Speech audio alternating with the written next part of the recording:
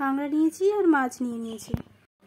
এদিকে এই সবজিগুলো কেটে নিচ্ছি। কড়াই ওদিকে তেল দিলাম, দেওয়ার পরে মাছে নুন হলুদ দিয়ে ভালো করে মাখিয়ে নিলাম। ভালো করে মাখিয়ে নিয়ে কড়াইতে মাছগুলোকে ছেড়ে দিচ্ছি। দেখতে পাচ্ছ এটা কি কাঁকড়া। আর এদিকে মাছ ভাজা হয়ে গিয়েছে প্রায়। আমি এদিকে কেটে নিচ্ছি ঝিঙে, তারপরে কুমড়ো কাটলাম, আর এদিকে আলু, এটা মাছের আলু। সবজি সব যখন কাটা হয়ে গেছে ধুয়ে নিচ্ছি, সাথে পেঁয়াজটাও কেটেছি। কড়া ওদিকে গরম হয়ে গেছে, আমি আলুগুলোকে ছেড়ে দিলাম, দিয়ে সব আলুগুলোকে দিয়ে নেড়ে চেড়ে ভেজে নেব। এদিকে পেঁয়াজগুলো কুচি কুচি করে কেটে নিলাম। আলু ভাজা হয়ে গেছে, একটা পাত্রে সেগুলোকে তুলে নিচ্ছি। নেওয়ার পরে এদিকে কাঁকড়াইতে নুন হলুদ দিয়ে ভালো করে মাখিয়ে কড়াইতে দিয়ে নেড়ে চেড়ে ভেজে নেব ভালোভাবে। এদিকে আমার ভাজা হয়ে গিয়েছে। ওদিকে আমি আদা রসুনটাকে ভালো করে থেতে নিয়েছি। এদিকে কড়াই তেল পেঁয়াজ দিয়ে নেড়ে চেড়ে ভালো করে ভাজবো। ভাজা হয়ে গেলে এতে আদা রসুন পেস্টটা দিয়ে দেবো, দিয়ে এটাকে একটু কষিয়ে নেবো। নেওয়ার পরে হলুদ ধনে গুঁড়ো লঙ্কার গুঁড়ো দিয়ে ভালো করে নাড়বো চাড়বো।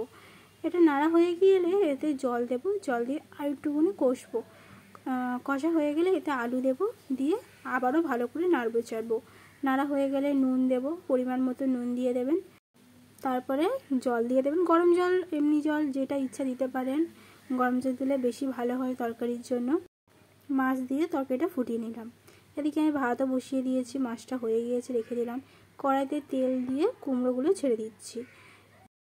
এটা কাঁকড়া রেসিপি। কাঁকড়া রেসিপিতে আগে কুমড়োগুলো ভেজে নিতে হবে। নেওয়ার পরে এদিকে পাঁচফোড়নটা দিয়ে দিচ্ছি। পাঁচফোড়ন দেওয়া হয়ে গেলে এটা ভালো করে নেড়ে চেড়ে নেব। নেওয়ার পরে এতে আমরা কেটে রাখা ঝিঙেগুলো দিয়ে ভালো করে নাড়বো চাড়বো। নাড়া হয়ে গেলে যখন জল বেরিয়ে আসবে তখন আমরা কাঁকড়াগুলো দিয়ে রান্না কমপ্লিট। এদিকে রান্নাঘরটা ভালো করে মুছে নিচ্ছি, পরিষ্কার করে নিচ্ছি। তরকারিটা ফুটে গেলে একটুখানি মাখা মাখা হয়ে গেলেই নামিয়ে নেবেন। আমি এদিকে বোতলগুলো গুছিয়ে নিয়ে সব কিছু মুছে টুছে নিচ্ছি। গ্যাস ট্যাস মুছে টুছে নিলাম। রান্না করে গ্যাস ট্যাস ভালো করে মুছে নিচ্ছি, না নিলে জানিনি তো কীরকম অবস্থা খারাপ হয়ে যায়। টেবিলটাও মুছে নিচ্ছি ভালোভাবে। তরকারি আমার ফুটে গেলে ওদিকে শেষ হয়ে যাবে, ততক্ষণ তো আমি এদিকে কাজগুলো সেরে নিচ্ছি, টেবিলটাও মুছে নিচ্ছি। আর বাইরে জানেন তো খুব বিশাল ধারে বৃষ্টি হচ্ছে, আপনাদেরকে দেখাচ্ছি চলুন। এই দেখুন আকাশটা দেখুন কি অবস্থা, বৃষ্টি পড়ছে নিশ্চয়ই দেখতে পাচ্ছেন। এরপর চান করে খেতে বসে গিয়েছি, খেয়ে দিয়ে নেব। আর আপনাদের যদি এই ভিডিওটা ভালো লাগে অবশ্যই লাইক কমেন্ট শেয়ার অবশ্যই করবেন, আর সাথে পাশে থাকবেন। ধন্যবাদ, টাটা।